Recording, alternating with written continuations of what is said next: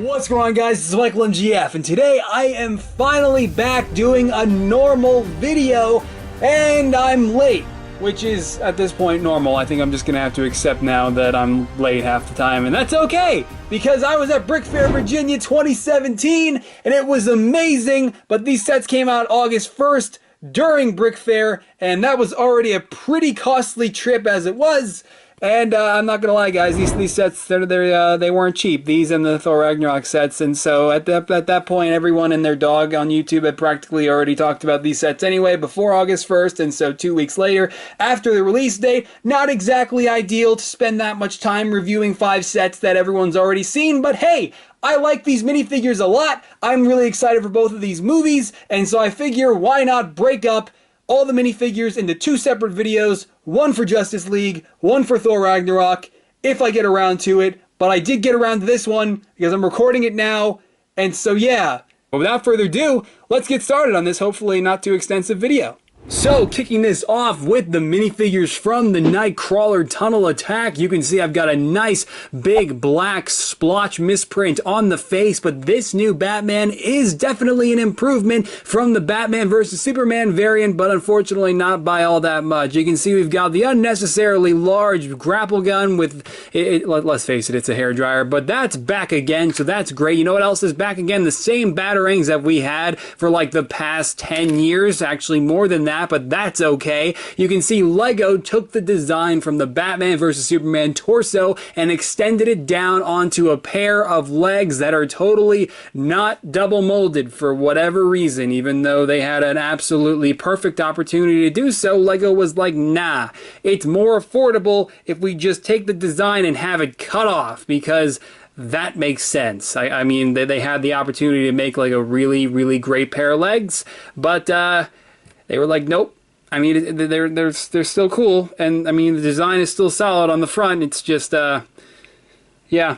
Anyway, the head is definitely a step up because you can see the facial hair is actually there this time. Batman has facial hair. I'm almost certain he didn't in the Batman v Superman sets. Yeah, no, he didn't. I had to double check my memory there. But you can see the mouth is definitely redesigned too to look a bit more like Ben Affleck's Batman. So I appreciate that because they definitely got a little bit closer, even though he's still got one hell of a case of sunburn. And you can see that we do also have an aggressive facial expression as well. Here he is with that on, same exact cowl, even though Warner Brothers has gone through several different iterations of new cowls since BVS, and Lego's just like, nah, our cowl is going to be multi-purpose, we're going to use it for everything, and so I think we're just going to have this cowl till the end of time, and that's okay. New Batman, it's not perfect, but it's half a step in the right direction.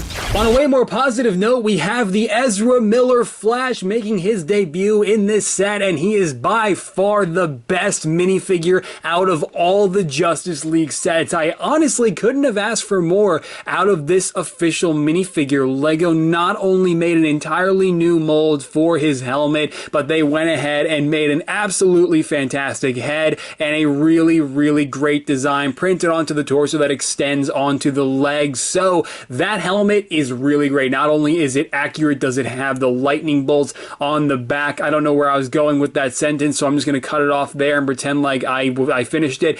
You can see that the head, however, is pretty damn close to Ezra Miller on the front. I don't really think so as much about the back. I think it's a little bit further off. I'm totally nitpicking because you have a really great design going here. You have a really fantastic series of lines going around the face to truly make it feel like it's a mask, you know, like it's over his head and not just a random print like Batman. So that's really great. But yeah, I seriously cannot say enough good things about this cowl for the Ezra Miller Flash. I think it, you know, ever since I've seen dozens of leaked pictures of it before ever getting it, and so I knew that it was going to be great in person, and it definitely is. So yeah, then the torso, you can see, has all everything you would want from this torso design. All of the wiring, it's all there, it's all accurate, and it looks great. And the same can be said for the back. and there really isn't much else to say other than how cool that design work is for this minifigure. And then the legs, you can see all that design work continuing down onto the thighs, onto the knees, and then even onto the toes. Is there arm printing? No, but did this figure really need it? Not really. It doesn't take away from the overall look at all. I think this minifigure is truly fantastic, and so that's pretty great. And then, hey, what are these called again? Power Blast pieces? I don't even remember. They're pretty cool, and you can see the way these work. If you remember, if you've seen them before, you just go ahead and push against, you push these pieces inwards toward the arm, and they fire. In this case, that just went completely off the studio like usual. I'm never getting that back. So just so my OCD doesn't die during the rest of the segment, we're just going to go ahead and remove that for now. And so, Ezra Miller Flash, like I said, easily the best minifigure in this set, and I cannot wait to work on this figure, you know, use the helmet for my own. It's going to be pretty great, man. And finally, we get 2 Parademons, which is super cool, except Lego made them in green and yellow. Don't know why, because I'm pretty sure they would have at least had BVS concept art to look at or something that was at least slightly more color accurate. I don't know what Lego was looking at when they made these, but my God, they made one hell of a design for the Parademons, and then they were just like, let's print it on some green and yellow parts, because who needs black or dark bluish gray? Let's just ruin it. So, amazing design, and the wings are great, and you even get 2 variants of wings. Where's the other one? Here it is. You have this variant, you get this guy too, longer wings, and that's really cool, but they made them green and yellow, and no one knows why, so that's great. Stud shooters, those are cool. Push down the gray piece. They came out in 2014, you know how they work. But taking those off, to give you a better look at that design, you can see how great that is. Except, like I said, it's just, you know, you have this incredible design on both class of Parademons, and then they're just like, yep, nope, colors, who needs them? So that's great. Then you can see the back of the printing of the head there, or the back of the head printing. There we go, got that right. You can see if we remove the head, that the wings are actually attached to a clear neck brace, and you've probably seen this neck brace before. Copyright 2017 Lego, don't forget that, kids. But if we remove the dark bluish gray 1x2 tile, you can see that all these are is just, you know, some plastic sheet of plastic. They're just printed on a sheet of plastic, and you just kind of tear them off the sheet that Lego provides in these sets. And for whatever reason, you actually get 2 sets of Parademon wings in every set that they come in for the Justice League wave. So basically every Justice League set. But that's pretty cool. So you get actually 2 of each pairs of wings, so that's pretty awesome. So you get 2 of these and then 2 of the longer version, and in case you're curious, these wings, they go on exactly the same way. They just go over the clear neck brace and then a tile on top. So love the design, love the print work Lego did on this entire figure. Did I show the back? I don't think so. I forgot. Is there anything on the back? I don't even know. There we go. There's the back. Again, amazing design work. It's just, why did Lego print them on all the wrong colors? Like, what happened? Next, the minifigures from the Flying Fox Batmobile Airlift Attack. I totally didn't just have to look at my phone to remember the name of that set, but you can see we've got the same hair dryer grapple gun. There we go. Batarang, same deal, same exact cowl. However, Lego actually did change up the design of this minifigure because, of course, this is the tactical suit, but that doesn't mean we get double molded legs. Anyway, you can see that what Lego decided to do here was they basically took their new Ben Affleck super tanned Batman head design and they changed the white band to a gunmetal silver because that looks exactly like the lenses that protrude from Batman's cowl in the movie. I mean, perfect. I mean, it is just so spot on, but who cares, right? And then aggressive facial expression. Is this the same as the other one? Where did I put the other one? No, hey, look, different mouth. Check it out. That's pretty cool. This one's open. So, hey, not totally the exact same head design. So that's cool. But yeah, the torso you can see is really great. It has all the straps and buckles and everything of the tactical suit. And that all does continue down onto the legs with some pretty sick cut-off knee pads that I think look great. No, seriously, this minifigure is pretty good. And there's the back. More of the same design, but it gets the job done. Sorta, kinda, not really. But it's not bad. Next up, we got the dead guy, who is exactly the same from the Batman v Superman sets. There is literally no difference here from the version in the Sky High battle. Oh, no. what was the rooftop set name from last year? I don't remember. This is the exact same minifigure from that $10 set from last year, and there is no difference. This one doesn't even have the double molded legs, like the one in the more expensive BVS set. Again, I think that was a Sky High Battle, probably. So, I mean, I guess LEGO is not really in favor of consistency with the double molded legs and using them where minifigures need it, but that's okay, I guess. Hairpiece is the exact same. I've used it on countless customs since, and so has practically everyone ever in this community. And then you have the super big happy smile, because hey, I guess this time he actually does have something to smile about, because he's rising from the dead, so that's pretty cool. Yep, there he is. Next up, Box Office Woman. I mean, Wonder Woman is, again, the exact same figure from Batman v Superman. There's, again, no difference here. This is still a great minifigure, you know, over a year later. It really is. The hairpiece, the face, the shield, the torso, the legs, it's all still great. It's just there's nothing new here for me to talk about, but here's a quick 360 if you haven't seen this minifigure for whatever reason. So LEGO clearly still had them on the production line, because they didn't just rehash the one from the actual Wonder Woman set that had Ares. They didn't just throw in the brighter colored one into these sets. So I appreciate that consistency. At least there's some there, and then there's the alternative facial expression, or I guess the other one was the alternative facial expression. I just consider this one to be the alternative facial expression. It's totally your preference. Who cares? But yeah, same Wonder Woman minifigure from Batman v Superman, still great. Yep. And next we got more Parademons, this exact same longer winged version that you saw like 3 minutes ago or something. And then we also have the actual, I don't really know if they're higher ranked Parademons. Warner Brothers hasn't revealed whether or not that's a thing in Steppenwolf's army of Parademons, but this one's yellow. So green and yellow Parademons, because who needs accurate color schemes? Anyway, it's different from this Parademon, but you can see in only minor ways. He's got some very minor differences around the knees, and aside from that, it is basically the same minifigure. Maybe there are more differences on the back, I don't know, but you can see he does have more aggressive facial expressions, so gritted teeth as opposed to a closed mouth, so that's pretty cool. And again, he's yellow and dark blue for whatever reason, because I guess we needed our Justice League villains to look like they could be, I don't know, Nerf toys or something. Finally, we've got Cyborg, and he wouldn't have been last, but I totally forgot about him and accidentally showed the Parademons first. That's okay, and also we're saving Steppenwolf for last, so just in case you were wondering. This figure is also really great. It's got the exact same headpiece from previous Cyborg minifigures, which is fine. I can't really blame LEGO, while it is a little bit thicker than Cyborg's metallic head in the movie, you know, I mean, like the metallic elements that cover his head or whatever. It's still, it works. I can't really blame LEGO for using it. It still gets the job done, even though it's not entirely accurate. That's okay. Yeah, then the face, though, I think is actually my favorite part of this minifigure, because that is a great likeness to Ray Fisher. Seriously, I love that face, and I think the mouth that LEGO has going here really brought the likeness to him full circle. I mean, LEGO did a great job here. Love the face for this figure.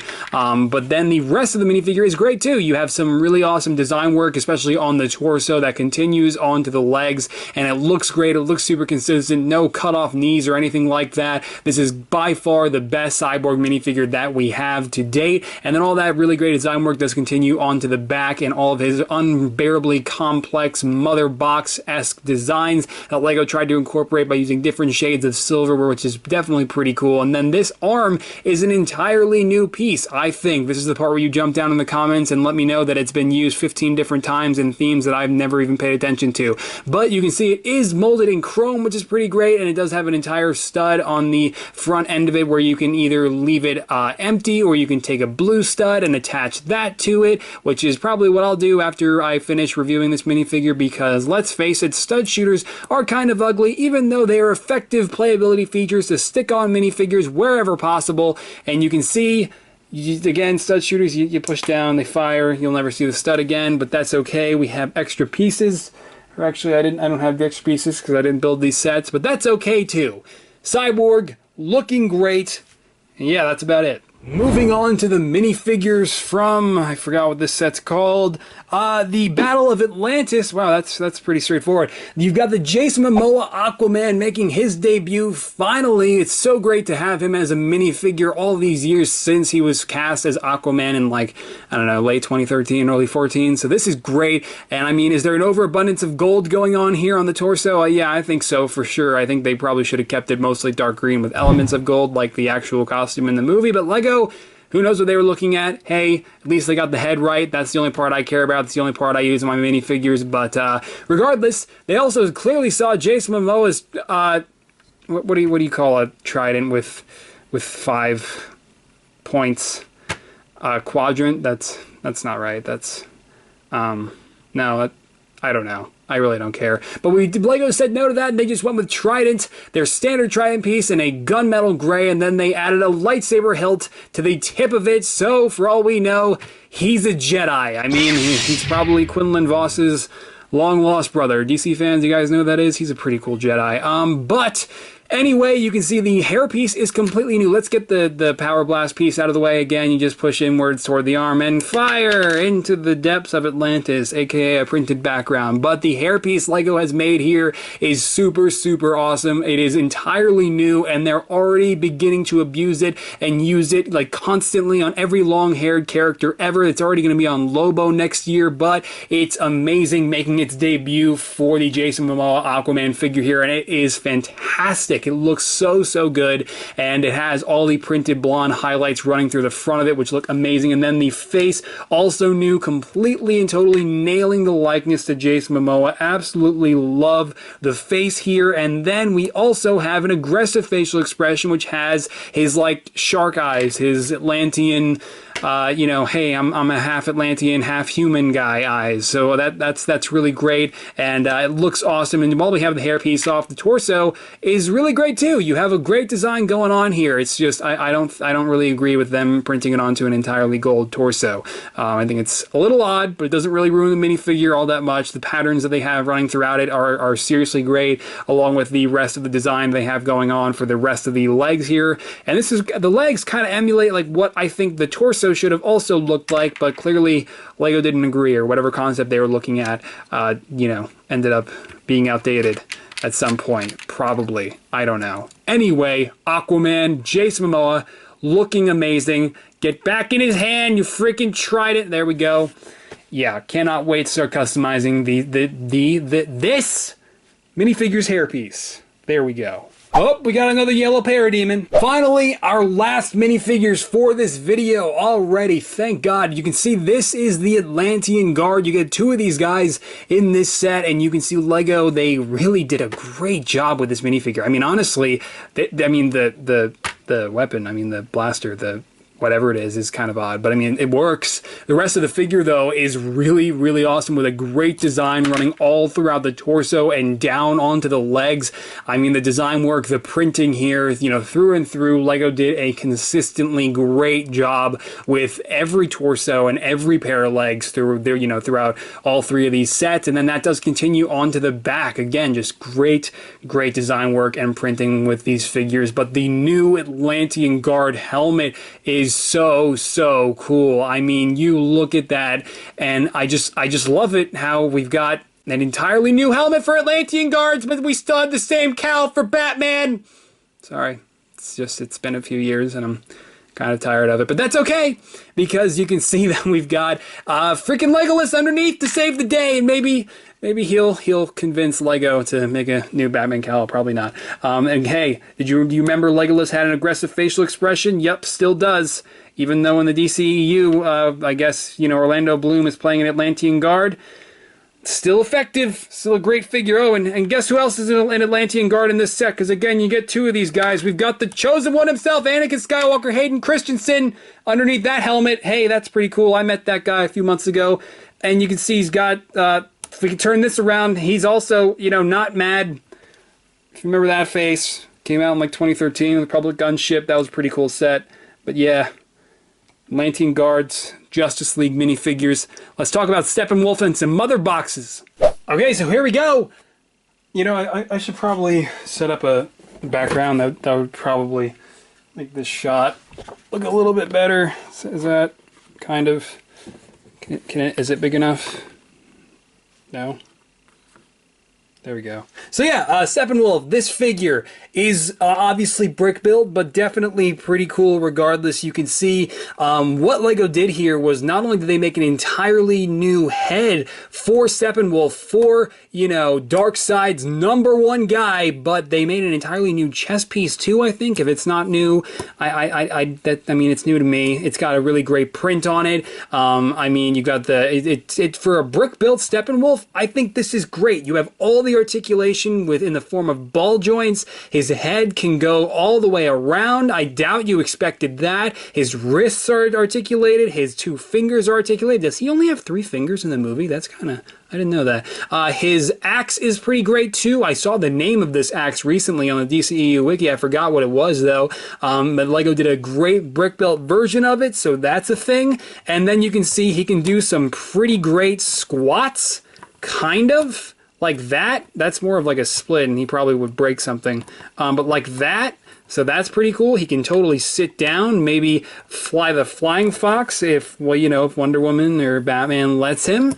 So that's a pretty great thing. And then you can also see that he's got a back totally studded. I think the only thing I don't like about brick built Steppenwolf here is that LEGO, for whatever reason, made his fingers white, and they gave him like red nails, which is odd. Oh, there go. Just amputated a finger. Sorry about that, Steppenwolf.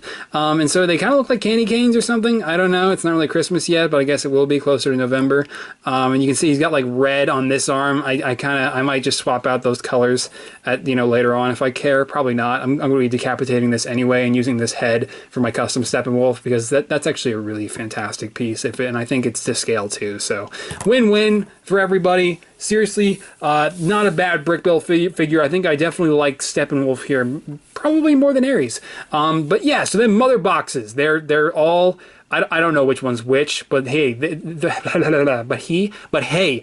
have 2x2 printed tiles, and the designs on them are really great. I don't know, again, I don't know which one's which. This one looks like it's probably the one that was used to create Cyborg. Maybe this is the one that's on Themyscira, and then this one I think maybe is the one from Atlantis, or no, this one's the one from Atlantis.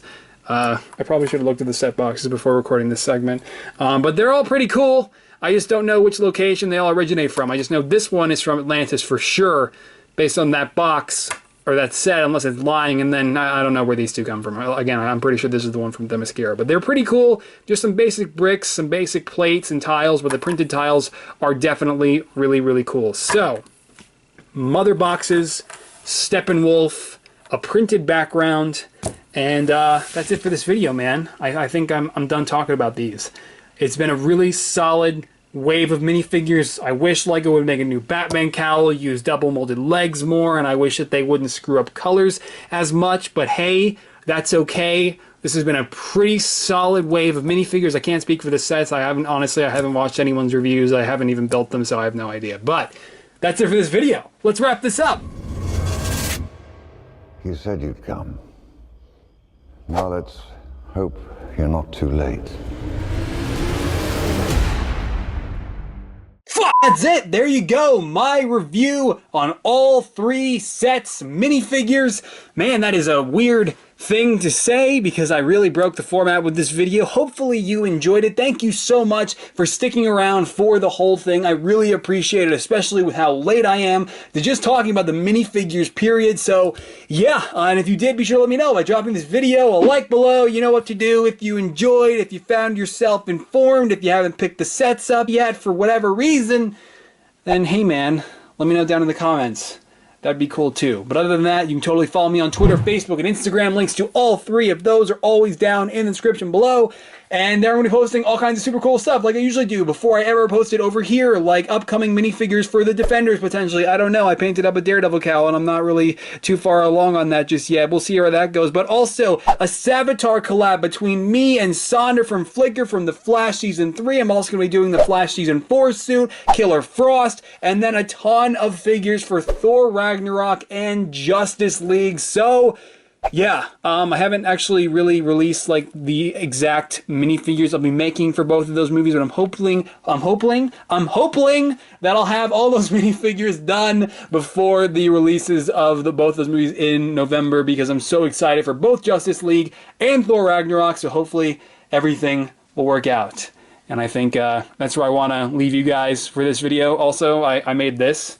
This is a Halo Combat Evolved Master Chief, sculpted by Sonder, like last year, and I'm not posting a showcase on it, so I figured I'd mention it here. It's pretty great. I painted the armor, the helmet, which is freaking amazing, and then I painted a pair of arms and legs, and then I weathered the whole thing. It's definitely a minifigure for sure, but I'm pretty sure that unfortunately, because of the way Halo has headed, there just really isn't much of a LEGO Halo community that would want to see that minifigure on YouTube, so I decided I would pass on making the showcase.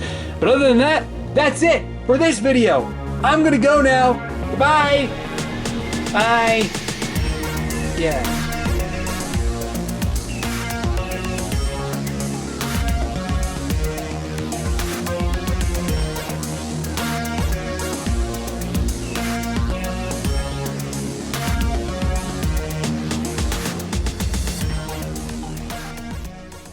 Today, I'm late. Like,